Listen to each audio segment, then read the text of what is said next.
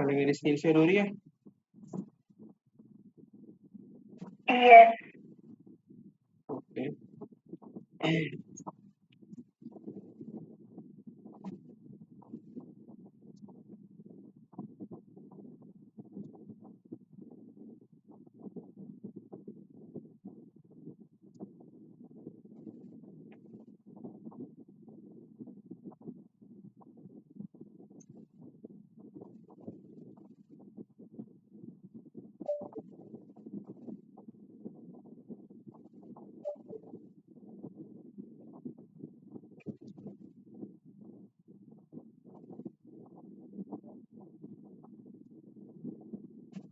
ठीक है, तो starting with sets and Venn diagram. पहले सेट्स को डिस्कस करते हैं, सेट्स होते क्या है। ठीक है, तो अगर मैं सेट्स की बात करूँ तो फॉर एग्जांपल अगर आपसे क्वेश्चन कह रहा है क्रिएट या right sets for the following, और उसने आपको बोल दिया for multiple of 2 till number till 15 लिख लेते हैं, टिल 15। ठीक है, अब हमें सेट बनाना है। बेटा सेट में क्या होता है, आपने बस सिंपली देखना है कि जो नंबर्स इंक्लूड होंगे वो कौन कौन से होंगे। अगर मैं यहाँ पे बोलूँ कि 15 तक मल्टीपल ऑफ 2 कौन कौन से नंबर्स होंगे, तो बता सकता है? 2, 4, हाँ, 6, 8, 10, 12, 14। 14, बस यहाँ तक होंगे, राइट। अब यहाँ हमारा सेट क्रिएट हो गया। हम सेट को बंद किसमें करते हैं, देखो हम इस तरह का एक कर्ली ब्रैकेट बना दोगे तो सेट के लिए ब्रैकेट बन जाता है। ठीक है, क्लियर है? ये मेरा सेट हो गया। इसको सेट ए नाम दे दो, सेट बी नाम दे दो, या जो भी सवाल में नाम होगा वो हम यूज कर लिया करेंगे।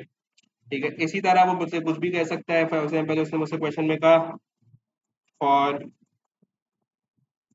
Prime numbers till let's say 10, तो अब 10 तक में प्राइम नंबर क्या आ गया, 1 आ जाएगा। 1 प्राइम नंबर होता है? No. नो, 1 प्राइम नंबर नहीं होता बिल्कुल। 2 प्राइम नंबर होता है? No. 2 प्राइम नंबर होता है। सन अमल, प्राइम नंबर 2 होता है नहीं होता? सन, ठीक है, ठीक है जी, प्राइम नंबर होता है 3। उसके बाद 4 नहीं होगा, 5 होगा, 6 नहीं होगा, 7 होगा, 9 नहीं होगा, 10, 8 भी नहीं होगा, 9 भी नहीं होगा, 10 भी नहीं होगा। तो हमारे पास यहाँ तक नंबर है। ठीक है, 11. हाँ 11 हो सकता है, लेकिन मैंने लिमिट क्या दी है, टिल 10 दी है। ठीक है, अच्छा अब इसको फॉर एग्जांपल मैंने कह दिया ये मेरा सेट ए है, और इसको मैंने नाम दे दिया ये मेरा सेट बी है। ठीक है, ए और बी हमने नाम दे दिया। अब इसी तरह हमने यहाँ पे बोल दिया, थर्ड में कह दिया let's say multiple of 11 till multiple of 11 till 10। अगर मैंने मल्टीपल ऑफ 11 टिल 10 बोला तो क्या मल्टीपल ऑफ 11 कोई 10 तक आ सकता है?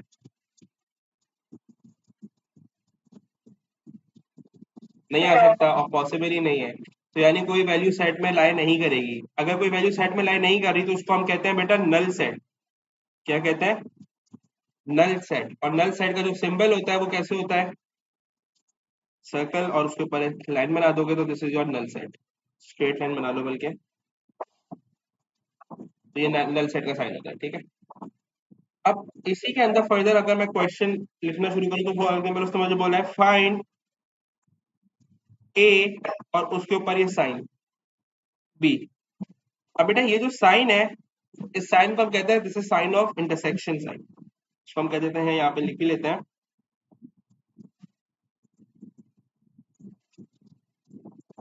इंटरसेक्शन।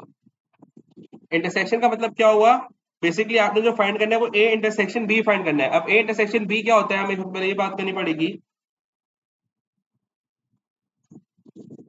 यानी अगर मुझे ए इंटरसेक्शन बी का सेट फाइंड करना है, इसका मतलब क्या है, आप देखोगे आपका जो सेट ए और सेट बी है, इन दोनों के अंदर कौन सी ऐसी वैल्यूज हैं जो कि कॉमन है, यानी सेम है। तो ऐसी कौन सी वैल्यूज है ए और बी में,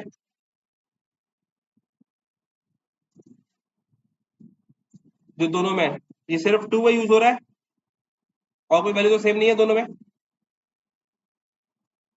नो। तो हम क्या बोलेंगे इसको, हम इसको बोलेंगे भाई हमारा सेट क्या क्रिएट हुआ, सिर्फ टू का हुआ है। अच्छा यार, फिलहाल मैं इसको कर्ली ब्रैकेट बड़ा अजीब से बन रहा है, मैं इसको सिर्फ नॉर्मल एक ब्रैकेट बना दे रहा हूँ। तो ये मेरा सेट फाइंड ए इंटरसेक्शन भी हो गया। बात समझ आ गई इंटरसेक्शन क्या होता है। उसके बाद वो आपसे बोल सकता है फाइंड ए, और यहाँ पे मैं एक साइन ये सिंबल बना रहा हूँ, दिस इज सिंबल यू और बी। अब ये जो सिंबल होता है बेटा, इस सिंबल का क्या मतलब है, ये this is the sign of union.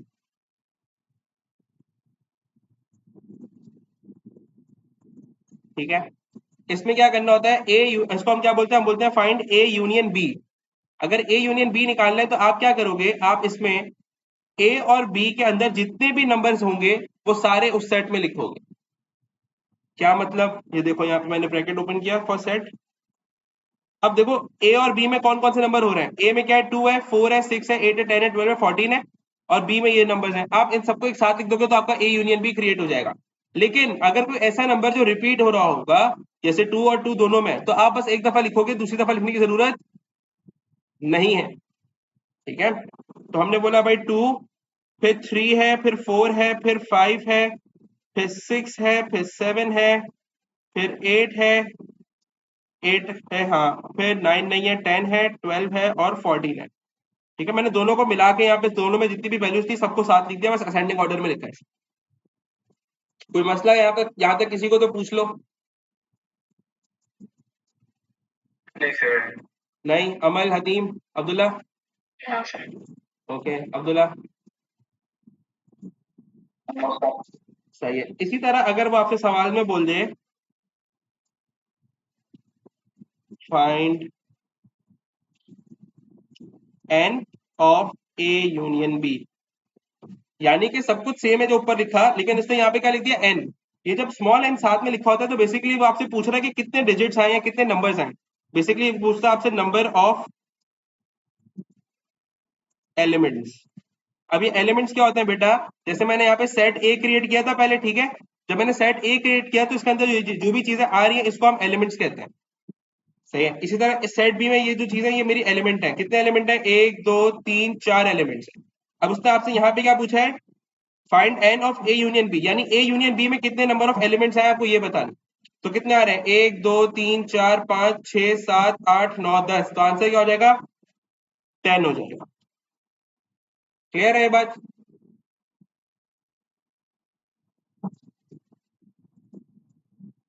तो मसला किसी को, सही है। चलो अब एक और क्वेश्चन मैं लिख रहा हूं, यहाँ पे मैं एक साइन बना दे रहा हूं,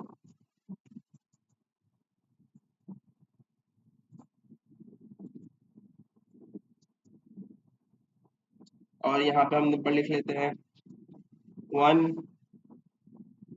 2 3 4 5 6 7 8 9 10।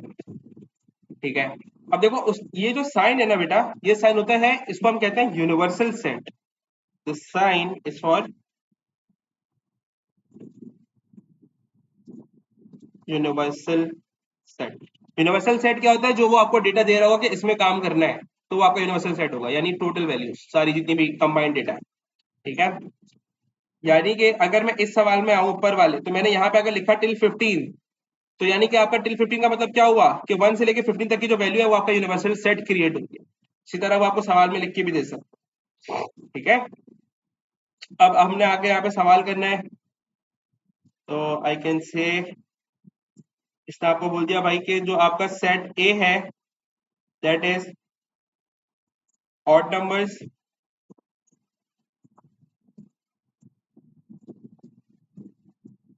सेट बी जो है आपका दैट इज इवन नंबर्स, और सेट बस सेट ए और बी तक रखता हूँ मैं फिलहाल, या बल्कि हम एक, चलो हाँ ठीक है ठीक है ठीक है। उसके बाद क्वेश्चन में उसने आपको बोला पार्ट 1 में find A intersection B, second में उसने आपसे बोल दिया ए यूनियन बी, थर्ड में उसने आपसे एक बोल दिया ए कॉम्प्लीमेंट, अभी हमें डिस्कस कर लूंगा कॉम्प्लीमेंट क्या होता है बेटा। चौथे में उसने आपसे बोल दिया ए कॉम्प्लीमेंट इंटरसेक्शन बी, ठीक है। तो सबसे पहले तो यहाँ पे आते हैं पहले पार्ट पे, उसने मुझे क्या बोला है, find A intersection B. A intersection B में क्या होता था, हम सेट ए और सेट बी में देखते थे क्या चीज कॉमन है, वो हमारा आंसर हो जाता था। लेकिन अभी यहाँ पे बात समझो, मैंने सेट ए और बी को बता तो दिया कि ऑड नंबर और इवन नंबर है, लेकिन मेरे पास सेट ए और बी बना हुआ नहीं है, तो हम क्या करेंगे, यूनिवर्सल सेट से सेट ए और बी को क्रिएट करेंगे। तो बेटा हम यहाँ पे आए, हमने बोला सेट ए डॉट बनाया और मैंने यहाँ पे इसका कर्ली ब्रैकेट खोला फॉर सेट के साइन। अब यहाँ पे देखो मेरे डेटा जो यूनिवर्सल सेट है इसमें कितने और नंबर्स हैं, 1 है, 3 है, 5 है, 7 है और 9 है। 1 3 5 7 और 9। इसी तरह इवन नंबर्स के लिए भी आएंगे, तो इवन नंबर के लिए उसने बी नाम दिया है, हमने बी बनाया, डॉट लगाया और यहाँ पे यूनिवर्सल सेट क्रिएट किया। और फिर कौन कौन से नंबर है यूनिवर्सल सेट में, इवन 2 4 6 8 और 10, ये मेरा क्रिएट हो गया। अब मैं अपने पार्ट्स कर सकता हूँ। ए इंटरसेक्शन बी, बेटा ए इंटरसेक्शन में क्या देखते थे, इंटरसेक्शन बी में कॉमन देखते थे, क्या इन दोनों के बीच में कोई कॉमन है? नहीं है सर। नहीं है, तो हमने बोला यहाँ पे कोई कॉमन नहीं है, यानी this is a null set, तो हम यहाँ पे ये सिंबल बना सकते हैं, ठीक है। कल को ये मत लिख देना कि ब्रैकेट बनाया और बीच में लिख दिया जीरो, ये जीरो अगर तुमने ब्रैकेट के बीच में सेट बना के लिख दिया, इसका मतलब क्या है, तुम बोलो कि जीरो कॉमन है, नहीं कॉमन नहीं है, नल है, तो हम नल सेट बनाएंगे। या तो नहीं लिख बना पा रहे तो लिख दो नल सेट।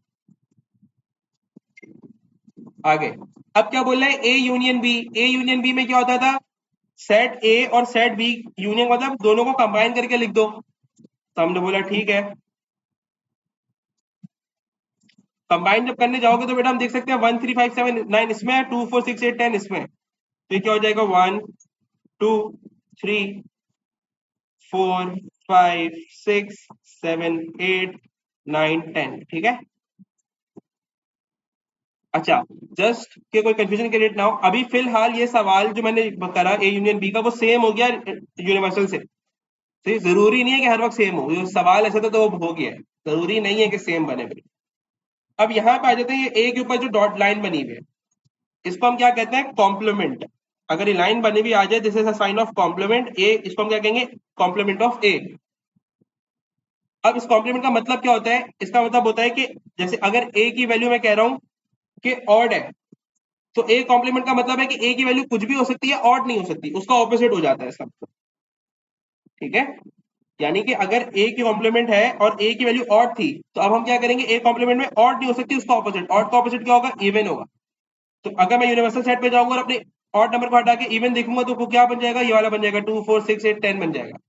तो हम यहाँ पे क्या लिखेंगे, ए कॉम्प्लीमेंट डॉट, और ए कॉम्प्लीमेंट में यूनिवर्सल सेट में जब मैं जाके देखूंगा तो इवन नंबर आएंगे 2 4 6 8 और 10। किसी को कॉम्प्लीमेंट के पॉइंट में मसला है तो पूछ लो, ठीक है। फिर अब आ जाते हैं यहाँ पे फोर्थ पार्ट में कह रहा है ए कॉम्प्लीमेंट इंटरसेक्शन बी। देखो ए कॉम्प्लीमेंट तुम्हारा ये बना हुआ, बी तुम्हारा ये बना हुआ, इंटरसेक्शन में क्या होता है, दोनों के बीच का कॉमन ग्राउंड देखते हैं।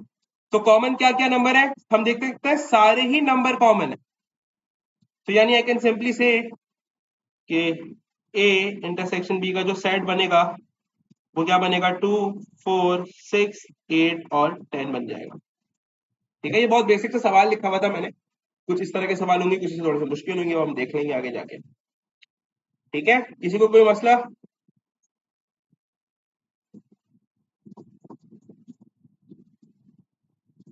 अब इसी के अंदर मैं एक चीज और ऐड कर रहा हूं, सवाल में मैंने बोला C is a multiple of let's say 4, ठीक है। अब अगर मैं C is a multiple of 4 और मैं इसका सेट बनाना चाह रहा हूं तो इसका सेट कैसे बनेगा, हमने यहाँ पे लिखा सी, तो इसमें मल्टीपल ऑफ 4 कौन कौन से नंबर आ रहे हैं, किसमें से देखोगे बेटा? यूनिवर्सल सेट में देखोगे। एक 4 आ रहा है और एक 8 आ रहा है, तो हम यहाँ पे लिख देंगे 4,8। ठीक है, अब यहाँ पे आ जाओ। उसने आपसे क्वेश्चन पूछ लिया पांचवा, is C a subset of A? Question mark. अब सवाल आता है कि सर ये सबसेट होता क्या है? सबसेट वो सेट ऐसा ऐसा सेट होता है, जैसे इसने मुझे बोला कि इस सी इज अ सबसेट ऑफ ए।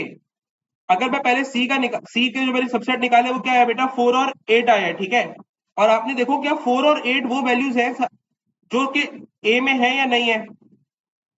हम देख सकते हैं 4 और 8 ए में नहीं है। अगर मेरे पास सी की जो भी वैल्यूज होती है वो 4 और 8 में अवेलेबल होती, तो हम क्या कहते हैं कि सबसेट है। तो सिंपली सबसेट ये होता है कि जब किसी एक सेट की वैल्यूज, जितनी भी सारी टोटल वैल्यूज है, वो इंक्लूड हो जाए जिसकी भी सबसेट किसी दूसरे सेट की, तो हम बोलते हैं सबसेट है। तो हम बोलेंगे no, it is not a subset of A. ठीक है, लेकिन अगर आपसे सवाल में बोल दे नेक्स्ट पार्ट में, is C a subset of B, तो अब हमें देखना है कि जो सी की वैल्यूज हैं क्या वो बी में इंक्लूड होती हैं या बी में है अवेलेबल या नहीं है। तो हमने बोला सी की दो वैल्यूज थी 4 और 8, तो बी बी में 4 और 8 दोनों है। तो यानी कि हम बोल सकते हैं कि सी जो है वो सबसेट है बी का। कैसे हुआ? क्योंकि जो सी की दोनों वैल्यूज थी 4 और 8 वो बी में अवेलेबल है, तो इससे सबसेट बन जाता है। हम यहाँ पे बोल देंगे yes it is subset of B. किसी को कोई मसला है सबसेट के पॉइंट में?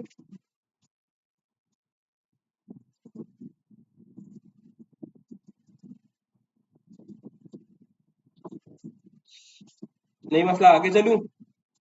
चलो, अब इसी पे सिर्फ एक एग्जाम्पल के तौर पे सिर्फ मैं यहाँ पे बोल रहा हूँ कि सी का जो सी का सेट था 4 और 8, इसमें मैंने एक और वैल्यू ऐड कर दी 12। ठीक है, और अब मुझे देखना है कि क्या सी सबसेट है बी का या नहीं। तो हम क्या बोलेंगे कि अब ये सबसेट नहीं है। सबसेट क्यों नहीं है बेटा? देखो 4 और 8 जो है वो तो बी में है, लेकिन अगर मैं इसमें 12 ऐड कर दूं तो बी तो सिर्फ 10 तक है, 12 तक तो नहीं है। तो अगर कोई एक वैल्यू भी ऐसी आ गई जो कि ऊपर अवेलेबल नहीं है दूसरे वाले में, तो सबसेट क्रिएट नहीं हो सकता। जरूरी है कि सारी की सारी वैल्यूज अवेलेबल होनी चाहिए। ठीक है,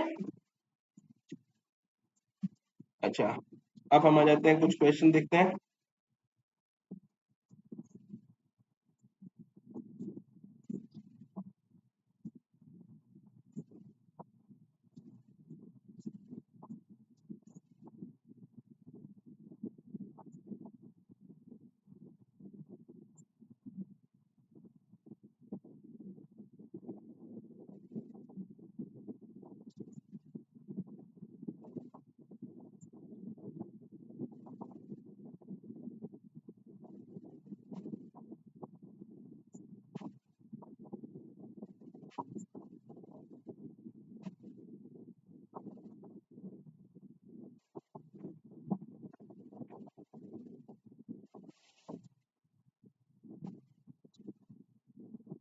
चलो ये सवाल देखते हैं। अब देखो यहाँ पे उसने मुझे ये ई का सिंबल बना के दिया। भाई ई का सिंबल किस चीज का होता था? यूनिवर्सल सेट का होता था। ठीक है, उसके बाद उसने मुझे यहाँ पे खुद से सेट ए क्रिएट करके दिया हुआ है, तो कोई टेंशन नहीं है। सेट बी उसने मुझे बोल दिया कि ऑड नंबर्स बिटवीन 2 and 8, तो हमें सेट भी खुद क्रिएट करना पड़ेगा, उसने बना के नहीं दिया, तो हम यहाँ पे बना लेंगे। हमने यहाँ पे कर्ली ब्रैकेट खोला। अब 2 and 8 के बीच में ऑड नंबर कौन सा आ रहा है भाई? 3 आ रहा है, 5 आ रहा है, 7 आ रहा है। और देखो यूनिवर्सल सेट में 9 इंक्लूडेड है, लेकिन जो बी का सेट बनाना है वो 8 तक रखना है। तो यानी मैं यहाँ पे 9 का ऑड नंबर ले सकता नहीं हूँ, सिर्फ 3, 5 और 7 होगा। सही है। उसके बाद सी पे आ जाओ, स्क्वायर नंबर्स लेस देन 10। तो लेस देन 10 में अगर वो स्क्वायर नंबर बोल रहा है तो कौन कौन से स्क्वायर नंबर आ रहे हैं बेटा? इसमें देखो यूनिवर्सल सेट को भी मैच करना है आपने। तो स्क्वायर नंबर मेरे पास इसमें 4 आ रहा है और एक 9 आ रहा है। तो फॉर सी मेरे क्या हो जाएगा? 4,9।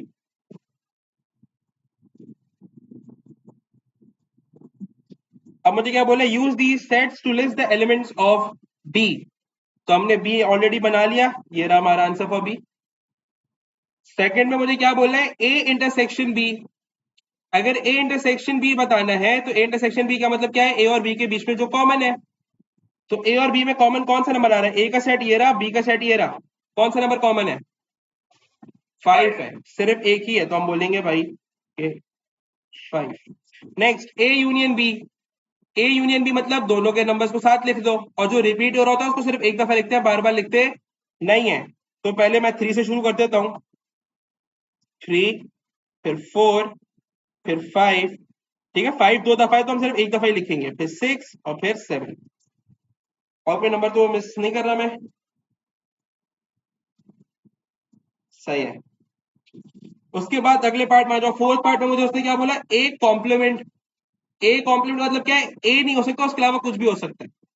तो अगर ए यहाँ पे 4, 5 और 6 है, तो ए के अलावा जितनी भी यूनिवर्सल सेट की वैल्यूज होंगी वो उसका कॉम्प्लीमेंट बन जाएगा। तो कॉम्प्लीमेंट में ए के यूनिवर्सल सेट में से हटा दो, 4, 5 और 6 हटा दो, तो बचा क्या? 3 बचा, 7 बचा, 8 बचा, 9 बचा। तो यहाँ पे क्या हो जाएगा? 3, 7, 8 और 9, ये मेरा ए कॉम्प्लीमेंट आ गया। ठीक है, ए की वैल्यूज को हटा दो तो अगली चीज बन जाएगी। फिर क्या है? 5 पार्ट में बोला है B complement. B complement, B क्या था मेरा बेटा? बी उसने ऑड नंबर्स बिटवीन 2 एंड 8 बोला। अब अगर ऑड का उल्टा जाओगे तो ऑड का उल्टा क्या हो जाएगा? इवन हो जाएगा। तो इवन नंबर्स बिटवीन 2 एंड 8 देख लो, यहाँ पे इवन नंबर्स यूनिवर्सल सेट में देखोगे। ठीक है, अब बात समझना, उसने मुझे ऑड नंबर बिटवीन 2 एंड 8 बोला है, पर मैं 2 नहीं ले सकता। क्यों नहीं ले सकता? क्योंकि यूनिवर्सल सेट में 2 इंक्लूड नहीं है। तो 4 है, 6 है और 8 है।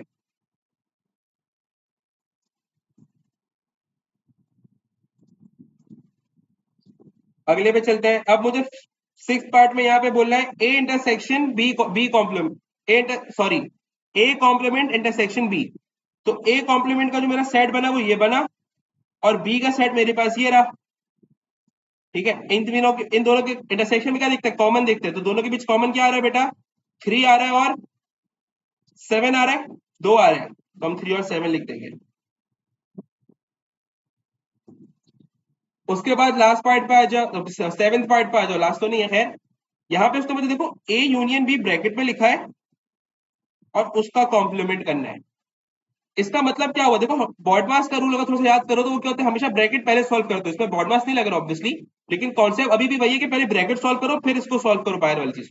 तो पहले आपको ए यूनियन बी निकालना पड़ेगा। अब ए यूनियन बी मैं ऑलरेडी निकाल चुका हूँ, 3, 4, 5, 6, 7। मुझे क्या करना है? इसका कॉम्प्लीमेंट। यानी कि मैंने बोला कि 3, 4, 5, 6, 7 का अगर कॉम्प्लीमेंट चाहिए है तो यूनिवर्सल सेट में जाएंगे, 3, 4, 5, 6, 7 काट देंगे, और जो वैल्यू उसके अलावा बच रही है 8 और 9 वो रख लेंगे यहाँ। तो यहाँ पे वैल्यू क्या आ गई? 8 और 9 आ गई। किसी को इन 7 के 7 पार्ट में कोई भी मसला, कोई बेसिक सा मसला भी तो पूछ लो यार।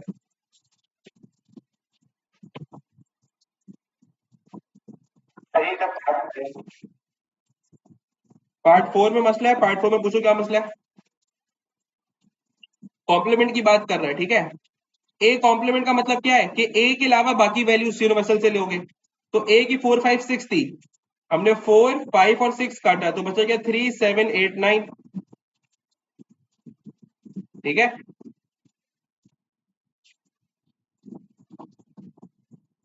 जी अब्दुल्ला क्लियर है?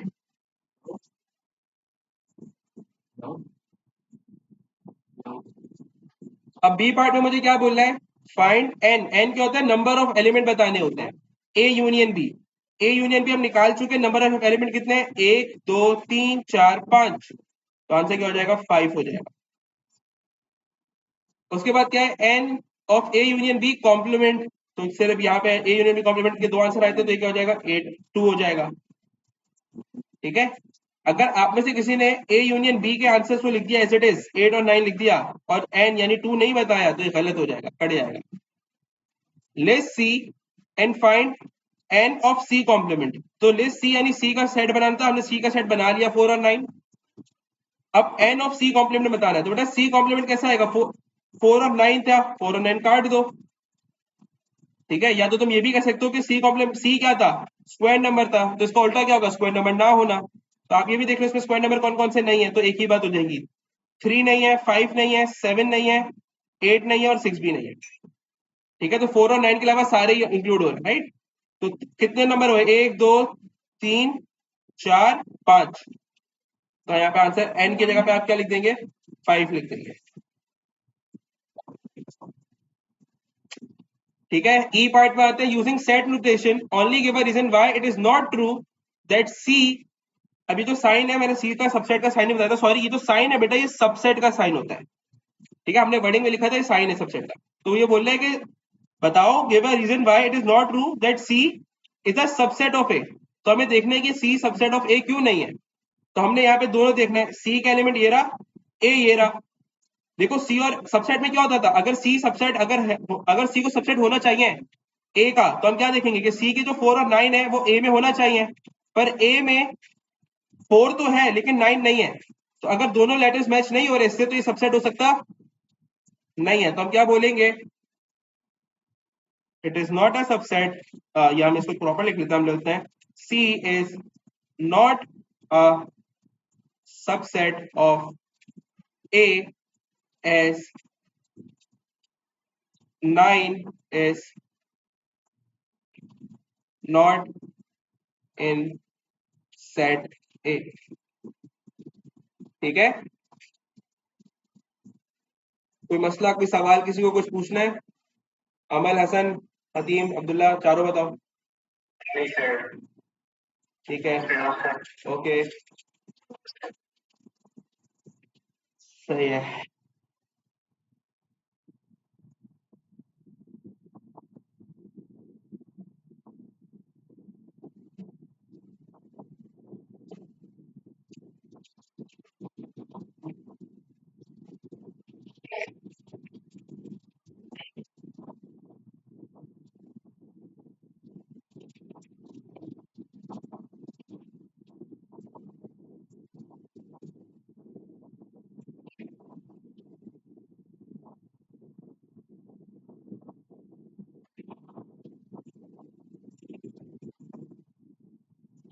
तो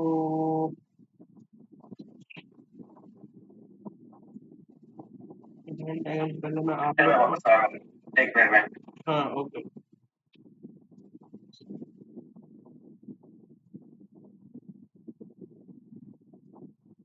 तो रुको मैं जरा एक शीट इंपोर्ट कर रहा हूँ, I am stopping my screen right now.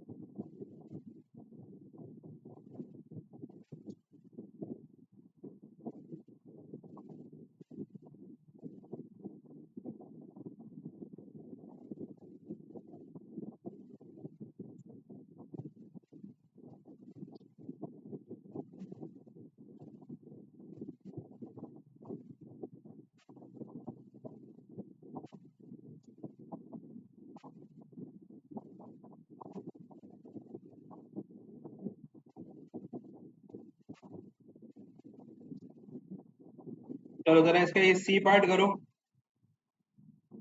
सारे ट्राई करो खुद से।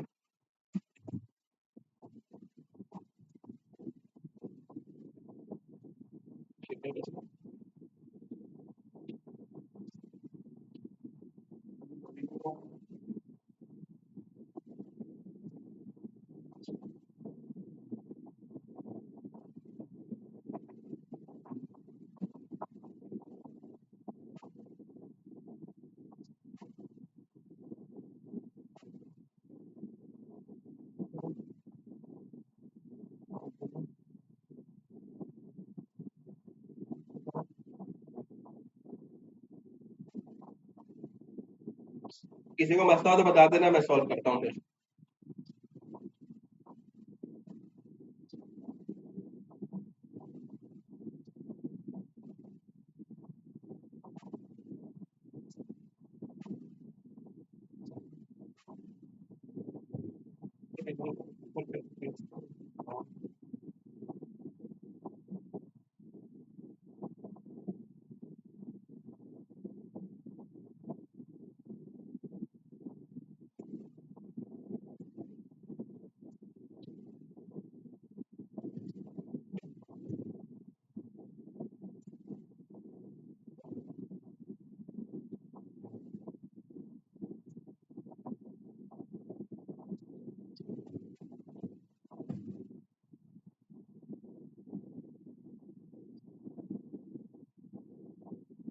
क्या हुआ, हो गया?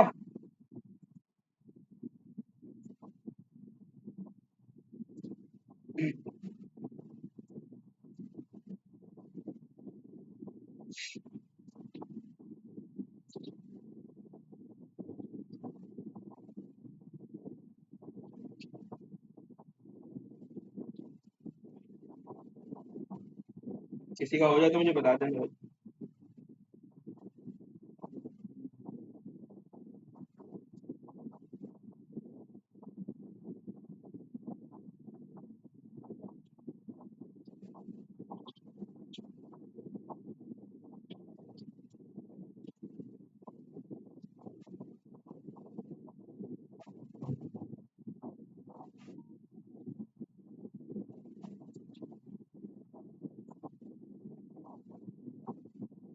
चलो मैं 1 मिनट और इंतजार कर रहा हूँ, फिर मैं करा दे रहा हूँ यार, अगर किसी से नहीं हो रहा तो।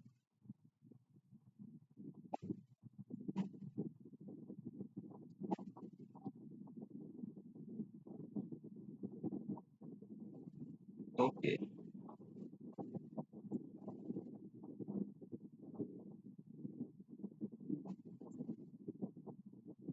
चलो आ जाओ, देख लो यार यहाँ पे यूनिवर्सल सेट। सबसे पहले तो देखो, उसने यहाँ पे इनइक्वालिटी फॉर्म में दिया हुआ है, तो तुम्हें यहाँ पे अपने लिए आसानी के लिए नंबर लिस्ट डाउन कर सकते हैं, ठीक है, अगर आसानी चाहो तो यहाँ पे बेटा लिखा हुआ है greater than equals to. Greater than equals मतलब क्या, 3 से शुरू होगा, तो 3 से जाना है लेस देन इक्वल्स टू 11, यानी 11 तक जाना है, 11 इंक्लूडेड है। तो 3 4 5 6 7 8 9 10 11। इसने मुझे क्या बोला है, एफ के फैक्टर जो है वो है क्या है, फैक्टर ऑफ 12 है। फैक्टर ऑफ 12 इसमें कौन कौन सा है भाई, 3 है, 4 है, 6 है, बस 3 है। सही है। उसके बाद ऑड नंबर। ऑड नंबर कौन कौन से आ रहे हैं इसमें, 3 आ रहा है, 5 आ रहा है, 6 आ रहा है, सॉरी 6 नहीं आ रहा, 7 9 11। ठीक है। अब उसके बाद इसमें यहाँ पे क्या बोले, list the elements of the set F union O. तो पहले हमें एफ यूनियन ओ का कॉम्प्लीमेंट है बेसिकली, यहाँ पे हम पहले एफ यूनियन ओ फाइंड करते हैं। एफ यूनियन ओ में क्या होता है, इन दोनों की वैल्यूज को साथ लिख लोगे, तो हम बोलेंगे F union O equals to 3 4 5 6 7 9 11। हमें क्या कहना है बेटा, हमें इसका कॉम्प्लीमेंट देना है। इसका कॉम्प्लीमेंट का मतलब क्या, यूनिवर्सल सेट में जाके चेक करेंगे इस वैल्यू के अलावा बाकी जो भी हो। ठीक है। तो हमने यूनिवर्सल सेट में गए, 3 काट दिया, 4 काट दिया, 5 काट दिया, 6 काट दिया, 7 काट दिया, 9 काट दिया, 11 काट दिया, तो बचा क्या, 8 और 10 बचा। तो ये क्या हो जाएगा, 8 10। किसी को कोई मसला?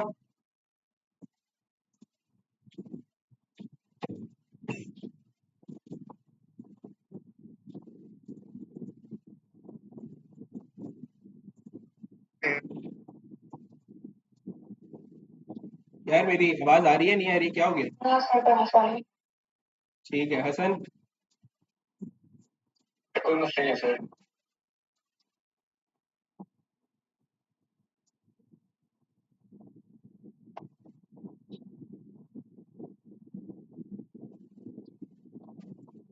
क्वेश्चन नंबर 8 पार्ट, ये पूरा करो, क्वेश्चन नंबर 8 का पार्ट ये वाले करो, 1 2।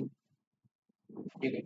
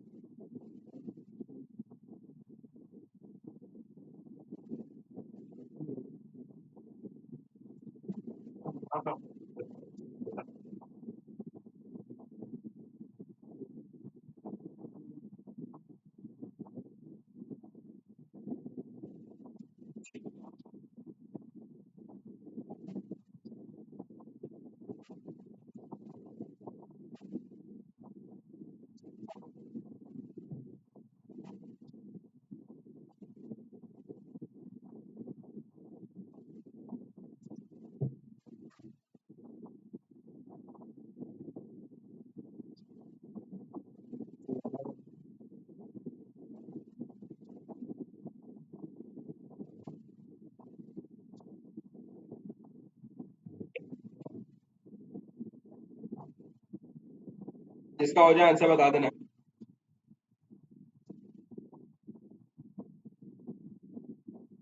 And answer is a 1, 2, 3, 4. 1 2 3 4।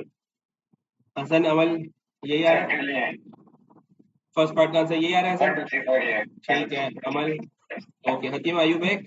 Ji sir. ठीक है सेकंड पार्ट करो।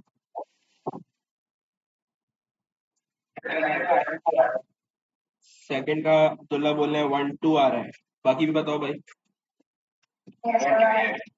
ठीक है हतीम आपका भी हो गया।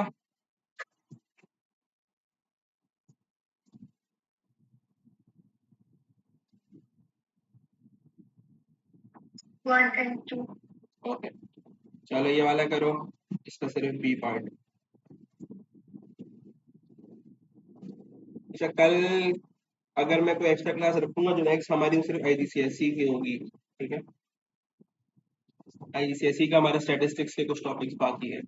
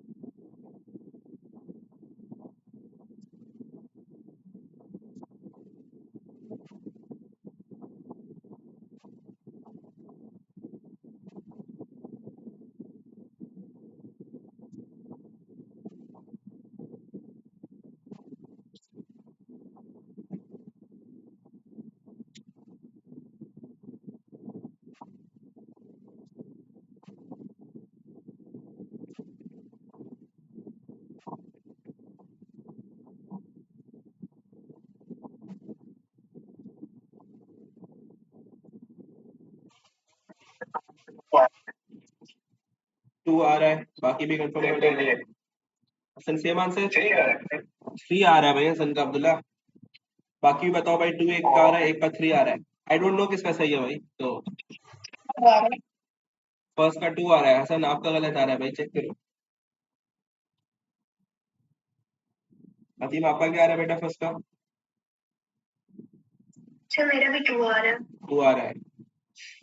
x is a prime number.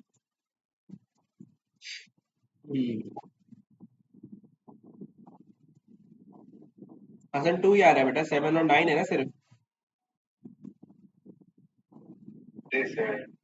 चलो तो हम ये 3 हटा देते हैं, नेक्स्ट पार्ट का बता दीजिए।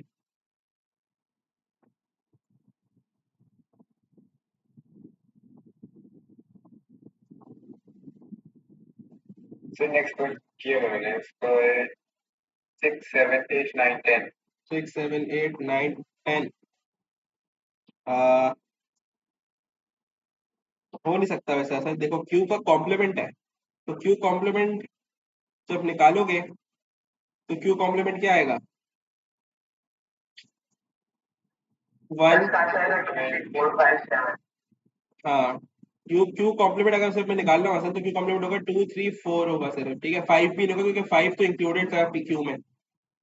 और उसके बाद अगर तुमने पी का निकाला तो पी क्या आया था हमारा 3 और 2 3 सॉरी 2 3 और 4 नहीं होगा 5 होगा 7 होगा और 9 होगा। ठीक है, तो अगर तुम्हें इनका यूनियन देना है तो इसका आंसर क्या आ जाएगा 2 3 4 5 7 9, ये आंसर आएगा। सॉरी 9 थोड़ी होगा यार, 9 is not a prime number, क्या करें। 7 और 4 भी नहीं होगा, 4 अच्छा 4 तो इसमें बल्कि आएगा 2 3 4 5 7, अब्दुल्ला यही आ रहा है।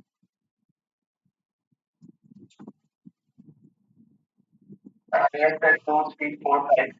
ठीक है हसन, सही हो गया, समझ आ गई। अमल हदीम क्या आ रहा है बेटा?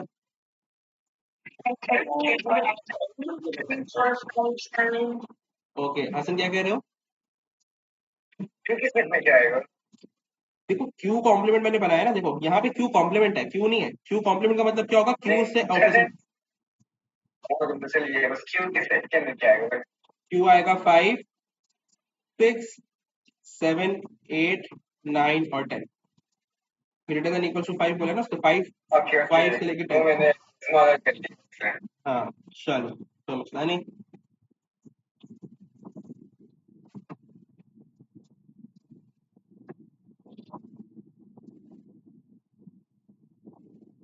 अरे ये वाला करो।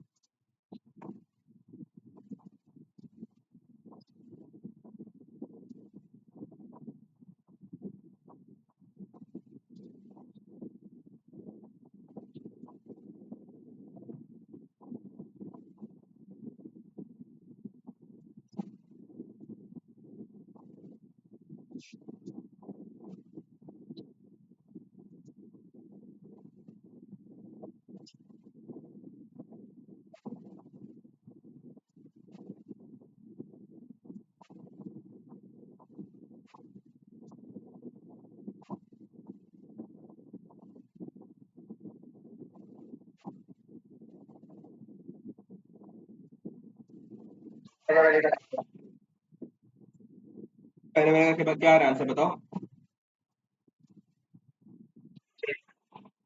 अब्दुल्ला बोले 6 आ रहा है भाई, बाकी भी कंफर्म कर दो। अब्दुल्ला नेक्स्ट पार्ट पे जाओ। ओके ओके हदीम, सर मैंने सेकंड भी कर लिया। सेकंड का क्या आ रहा है हसन? DEF। हदीम, हाँ हसन सही आ रहा है बेटा। अच्छा हदीम आपका 5 आ रहा है, हम इसको चेक कर लेते हैं। देखो पी यूनियन क्यू है, ठीक है। तो पी यूनियन क्यू में आप यहाँ पे देखो, पहले पी में क्या है, ए पी और सी है, ठीक है। और उसके बाद यूनियन क्यू भी है, तो क्यू में क्या क्या चीजें जो कि वापस रिपीट नहीं हो रही, तो डी ई एफ, तो यहाँ पे डी ई एफ, तो ये कितने हो गए हदीम? 6 हो गया पी यूनियन क्यू, ठीक है। ठीक है।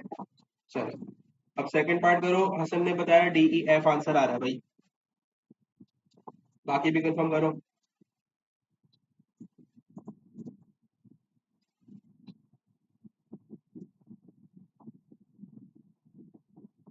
Yes, sir. DEF। Okay DEF ही है सर। ठीक है चलो। चलो अब थोड़ा सा हम वेन डायग्राम की तरफ आते हैं, फिर हम वापस सेट्स को और डिस्कस करेंगे वेन डायग्राम में। देखो वेन डायग्राम क्या होती है बेसिकली, अगर मैं यहाँ पे ये बोलता हूँ तो मैंने एक बॉक्स बनाया। ये जो बॉक्स है, ये जो बॉक्स जो है, ये यूनिवर्सल सेट को रिप्रेजेंट कर, ठीक है। This is for universal set. फिर यूनिवर्सल सेट के अंदर हम डिफरेंट अपने दूसरे सेट्स बनाते हैं, ए बी सी डी जो भी। तो अज्यूमिंग के दो सेट्स आए अंदर, एक सेट आया ए, तो हमने यहाँ पे बना दिया एक सर्कल फॉर सेट ए, और इसी के साथ दूसरा सर्कल भी आ गया सेट बी का, ठीक है। अब बेटा एक बात समझना, कोई मुझे बता सकते हैं कि ये वाला जो एरिया है ये क्या रिप्रेजेंट कर रहा होगा? इंटरसेक्शन। इंटरसेक्शन, ये वो पॉइंट है जो बोलता है एग्जैक्टली ये वो पॉइंट है जो बोलता है कि यहाँ की जो वैल्यूज होंगी वो ए में भी है और बी में भी है, ठीक है। तो हमने बोला बेसिकली ये पॉइंट मेरा ए इंटरसेक्शन बी है। उसके बाद अगर मैं बोलूं कि ये वाला जो एरिया है सिर्फ, इसका मतलब क्या है, वो वैल्यूज जो कि सिर्फ ए में आती हैं, ठीक है। और ये वाली जो वैल्यूज है, ये वो वैल्यूज होंगी, यहाँ पे जो वैल्यू है वो जो कि सिर्फ बी में आती है। लेकिन अगर मैं ए और बी पूरा ले लूं तो इसका मतलब क्या होगा, ए यूनियन बी होगा, सही है। लेकिन अगर मेरी कोई वैल्यू यहाँ बॉक्स में लाई कर रही है तो इसका मतलब क्या है कि वो यूनिवर्सल सेट में तो है, सही है, लेकिन ए और बी में नहीं है। बात समझ आ गई, यूनिवर्सल सेट में तो है लेकिन ए और बी में वो वैल्यू नहीं है, तो वो बाहर हमने लिखी है बॉक्स के अंदर, लेकिन इन दोनों के बीच में कहीं पे भी नहीं है।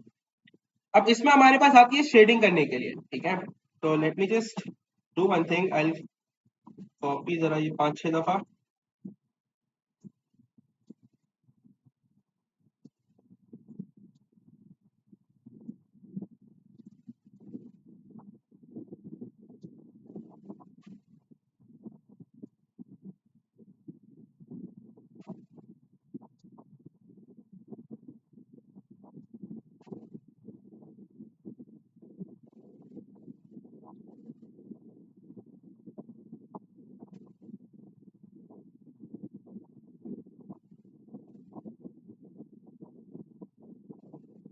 We are now covering shading.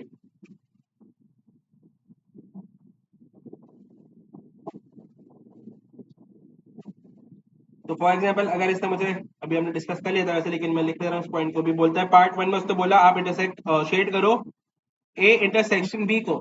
तो ए इंटरसेक्शन बी हमने अभी डिस्कस किया कौन सा एरिया होता है, वो ये वाला होता है, तो हम इसको शेड कर देंगे, ठीक है। अगर उसने मुझसे आप नेक्स्ट पार्ट में बोला कि इंटरसेक्ट शेड करो ए यूनियन बी को, तो अगर ए यूनियन बी पर शेड करना है तो उसका मतलब क्या है, ए और बी के पूरे पूरे सेट्स, तो हम ये पूरा एरिया शेड करेंगे,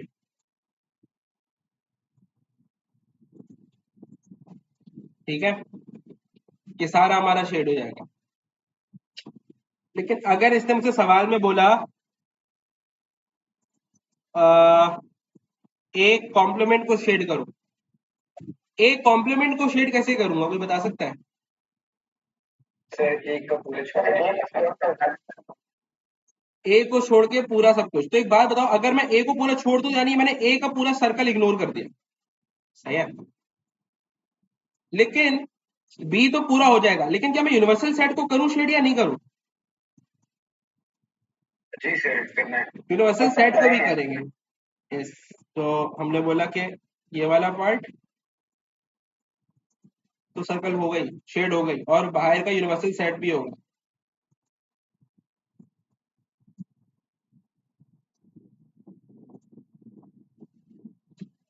ठीक है।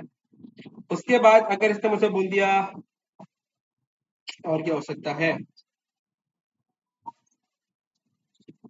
ए कॉम्प्लीमेंट यूनियन बी, अगर मुझे ए कॉम्प्लीमेंट यूनियन बी को शेड करना है तो क्या करूं?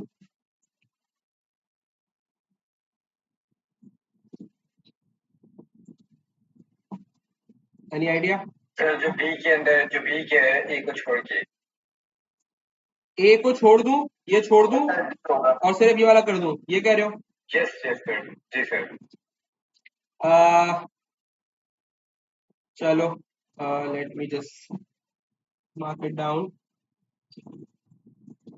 अच्छा, लेकिन अगर मैं यहाँ पे ये करता हूँ तो मसला ये है कि मैं ये कह रहा हूँ कि हमने ये तो कर दिया, लेकिन जो मुझे लग रहा है ना वो ये लग रहा है कि हम ये वाला एरिया भी बी को शेड करेंगे। क्या मुझे सही लग रहा है, गलत लग रहा है?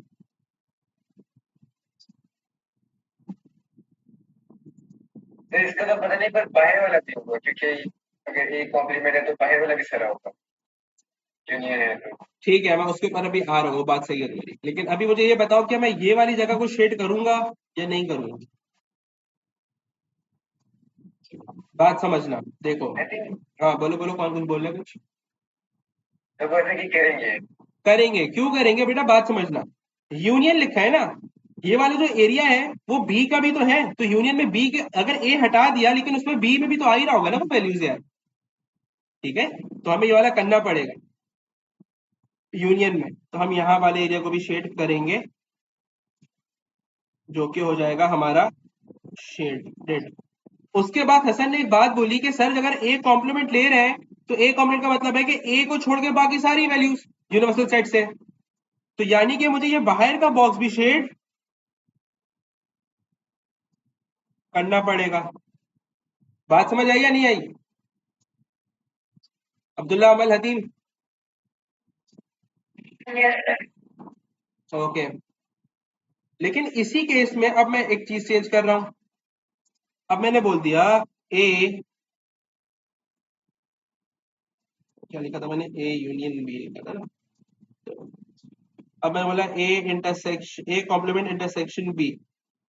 अब मैंने इंटरसेक्शन का वर्ड यूज कर दिया। यूनियन की जगह पे पहले मैंने सेम सवाल लिखा था, बस मैंने यूनियन लगाया था। तो मैंने ये यहाँ पे क्या करा, इंटरसेक्शन कर दिया।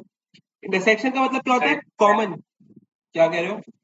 इसमें सिर्फ बी वाला होगा, बाकी सारे छोड़ के, ए का पूरा छोड़ के बाय वाला। बाहर वाला भी नहीं करेंगे और ए का पूरा छोड़ दोगे इस दफा। सही है, इस दफा बीच वाला नहीं करोगे इंटरसेक्शन में। क्यों नहीं करोगे? Intersection is a common ground, common ground create नहीं होगा यहाँ पे ए और बी के बीच में फिर। अब हमारा सिर्फ यहाँ पे होगा शेड, ये देखो ये वाला है। किसी को कोई मसला?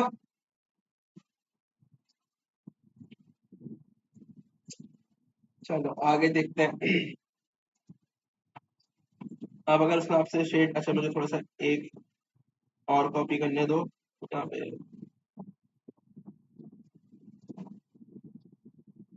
एक और कॉपी कर लेते हैं अगर नीड पड़ी तो। अब उसने आपसे सवाल बोला ए यूनियन बी के कॉम्प्लीमेंट को शेड करो। ए यूनियन बी कॉम्प्लीमेंट का मतलब क्या है? ए यूनियन बी क्या होगा, ये दोनों, ये तीनों पार्ट होते हैं, एक दो तीन।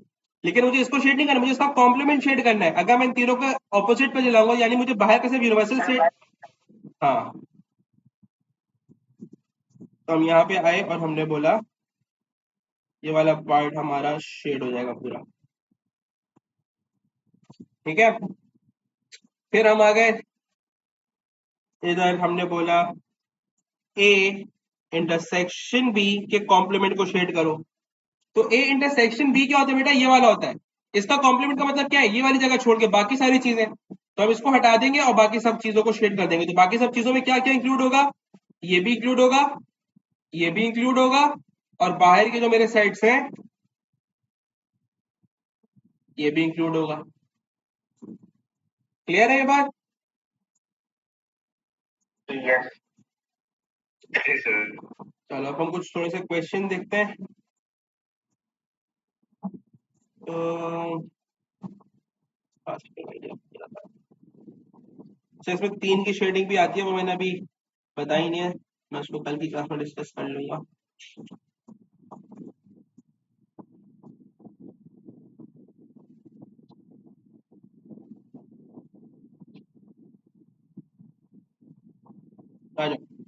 क्वेश्चन सी में बोल रहे हैं on a Venn diagram answer shade the region A union B complement. तो ए यूनियन बी कॉम्प्लीमेंट का मतलब क्या है, देखो बी तो पूरा हटेगा, लेकिन यूनियन में ए इंक्लूड हो रहा है, तो यानी मुझे ये वाला पार्ट ए के अंदर आ रहा है, तो उसको इंक्लूड करना पड़ेगा यूनियन में, राइट या नहीं? जी सर। यस। तो हमने बोला भाई ए यूनियन बी कॉम्प्लीमेंट का मतलब है we will be shading this part, और क्या बाहर का एरिया होगा या नहीं होगा? वो भी होगा। ये भी होगा। तो ये वाला जो बाहर का जो पार्ट है हमारा, ये भी होगा। ठीक है, कोई मसला? और इसको अभी हम एक कोई और कराता हूँ। क्या गया अगेन, अब क्या बोल रहे हैं, shade the subset P union Q complement. तो पी यूनियन क्यू कॉम्प्लीमेंट का मतलब क्या है, क्यू को हटाया लेकिन पी वाला जो एरिया वो इंक्लूड हो गया। तो ये सारी जगह भी हमारी शेड होंगी।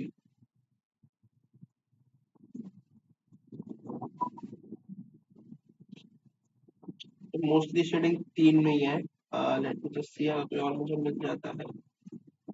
ये देखो यहाँ पे इसने मुझे बोला हुआ है सवाल में, उसने शेड करके दे दिया, बोल रहा है use notation to describe subset in the Venn diagram.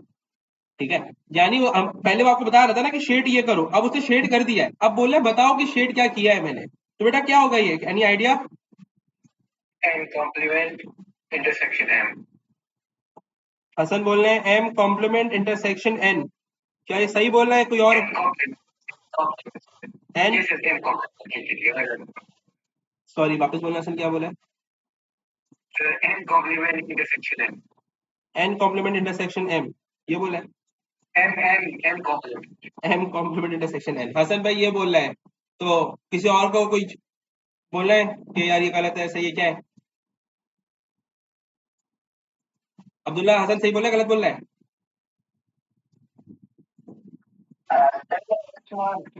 तो ये फोटो ये share he so out there देखो, एम कॉम्प्लीमेंट इंटरसेक्शन एन का मतलब क्या हुआ कि एम और एन के बीच का कॉमन ग्राउंड, बाहर वाला नहीं करूंगा मैंने कहीं यार, बल्कि मैंने भी गलती कर दी होगी फिर तो हाँ देखो, यहाँ पे भी हमने क्या किया, आउटर वाला नहीं किया हुआ ना। आउटर वाला क्यों नहीं किया? अगर वो यूनियन बोलता तो मैं बाहर वाला भी लेता। यहाँ पे तो कॉमन ग्राउंड क्रिएट सिर्फ एक जगह हो रहा है ना। इसी तरह इस सवाल में देखो, इंटरसेक्शन तभी तो लगाया है, अगर वो यहाँ पे बाहर वाला करता तो हम यूनियन बोलते। इंटरसेक्शन क्या होता है? कॉमन ग्राउंड के एन और एम कॉम्प्लीमेंट में कॉमन ग्राउंड क्या हो रहा है, वो सिर्फ ये हो रहा है जिसमें एन भी है और एम कॉम्प्लीमेंट के नंबर भी है। पास में जाई।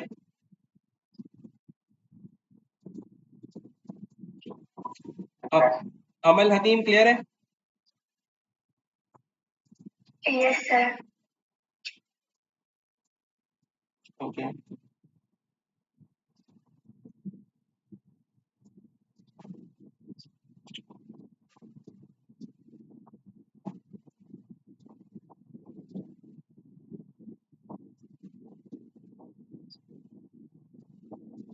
इसका नोटेशन बताओ क्या होगा? अ, हतीम बताओ।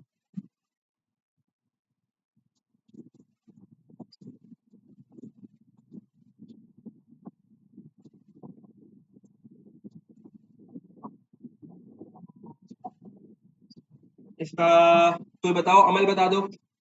अब्दुल्ला। इसका होगा एक इंटरसेक्शन ए इंटरसेक्शन ए। ठीक है हतीम, क्लियर है? यस ठीक है, तो चलो हम इसको फिर आगे कंटिन्यू करते हैं। आज के लिए यही है। अल्लाह हाफिज।